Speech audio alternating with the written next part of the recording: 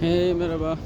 তো দেশে থাকতে আমার মনে আছে আমি একদিন কাজে গেছিলাম, কাজ কইরা কোন রাস্তা দিয়ে বাড়ির যাবো মানে দিশা পাইতেছিলাম না যে আসলে কোন রাস্তা দিয়ে বাড়ির যাবো।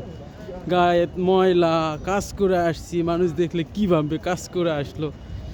কি লজ্জা শরম, হাত মুখ ধুইয়া ফ্রেশ হইয়া গায়েতে একটু নোংরা কাপড়, এইটার জন্যই কি অবস্থা।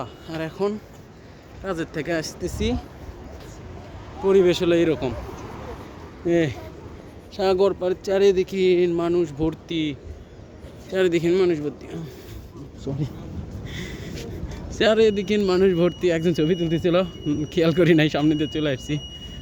তো এইগুলার ভিতরও এখন কি করতেছি, এই যে হাত পায়ের অবস্থা, পুরো হাত পা নোংরা, কি অবস্থা।